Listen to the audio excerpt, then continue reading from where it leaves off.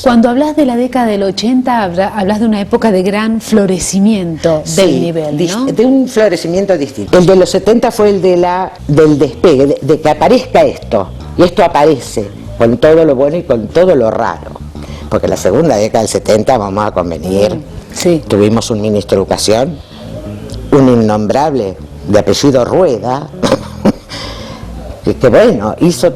Pero a nosotros nos daba la impresión de que el nivel inicial o no se daban cuenta si existía mucho o no sé, bueno, pudimos ir como sorteando estas cuestiones porque fueron cuestiones duras a nivel político y a nivel social, pero el crecimiento conceptual, el ingreso de teorías pedagógicas, eso estuvo. Yo creo que las maestras jardineras en eso, lo digo de este lugar porque es el que conozco, pero creo que la docencia en general es como que avanza pese a las cosas que van pasando.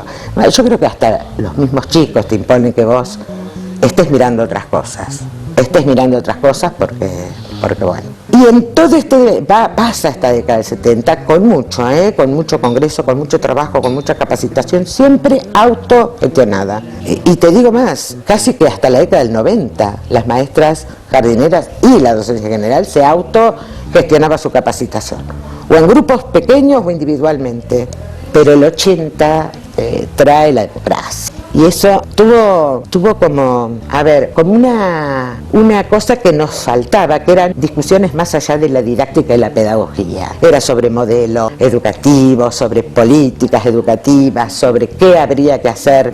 Porque si yo me ubico, llegamos a los 80 con la salita de jardín adentro de la escuela, en todas las escuelas, salvo alguna experiencia que yo no he conocido mucho en algún lugar de la provincia.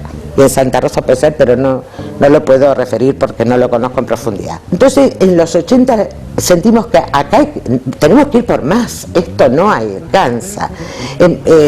Había empezado, por supuesto, antes, pero ya en vez de una sala había dos, en algunas escuelas en vez de dos salas había tres, algunas en turno mañana, otras en el turno tarde, pero el nivel inicial era mirado de otra manera y nosotros necesitamos que eso era poco, teníamos que poder. La palabra que usamos siempre fue independizarnos, y yo no sé si es la palabra correcta, viste que uno toma como algunos clichés a veces cuando está. Yo creo que era crecer y que era poder hablar de los temas en relación al sujeto del aprendizaje. En realidad estábamos siempre solamente hablando en las reuniones personal, por decirte, o en las jornadas pedagógicas.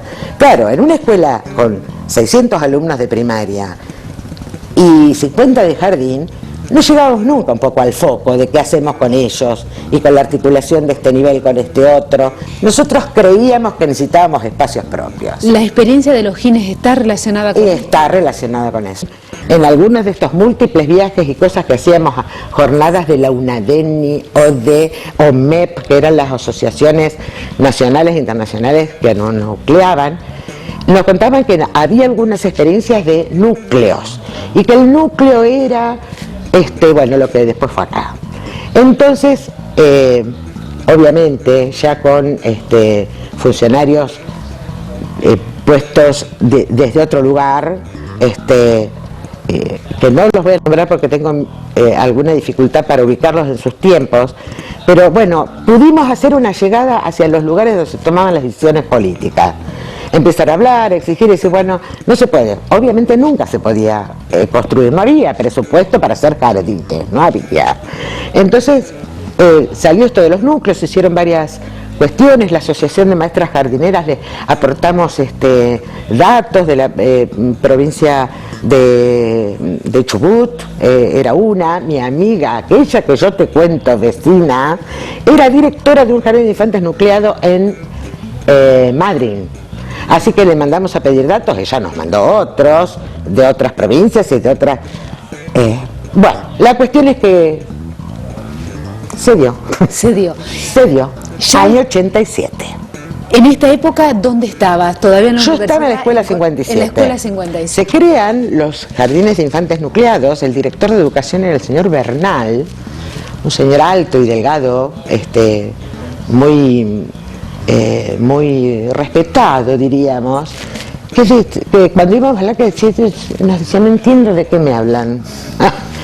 Entonces, finalmente, bueno, se fueron dando las condiciones con personas que estaban en su ámbito, y cambió un poco el ministerio y cierta estructura, se crearon otras direcciones, se había creado también como una coordinación o supervisión que no duró mucho tiempo, pero permitió abrir algunos espacios. Y para hacerlo más breve te digo que para el año 86, o sea, 85-86 fue una movida, nos juntamos, nuestras jardineras viajaban a Santa Rosa, aún nos encontramos en Castexo, venían a Pico, pero en el 87 finalmente las autoridades educativas logran conformar estos núcleos. Se hace dos en Pico, dos en Santa Rosa, si no me confundo. Todas las maestras que estábamos en las salas adentro de las escuelas, nos encontramos participando de un proyecto que se llama así, Jardines de Infantes Nucleados, donde las autoridades políticas decidieron dónde iba a estar la sede de la dirección, cómo se iba a conformar y qué salas de qué escuelas iban a pertenecer a ese núcleo. Claro. O sea, que es un concepto. En la realidad física los jardines están en las escuelas y las maestras están en esas escuelas. Así que ahí empezó un proceso que tuvo sus alternancias, pero que también fue rico, que era cómo dejaste de ser la colega en la documentación y en las planillas y en la estructura de una escuela para ser de otra. Claro. Porque este jardín de infantes nucleados equivale a una escuela. Claro. Es una escuela, en su estructura, en su conformación, en su documentación. Claro. Tiene la directora, tiene la vice, tiene la secretaria. Bueno, itinerantes. Así que desde el 87, estamos en 2012, las directoras de jardín andamos itinerando por el universo pampeano, por lo menos, ¿sí? Pero lo reconocimos como un espacio ganado. Como un espacio ganado, sí, sí.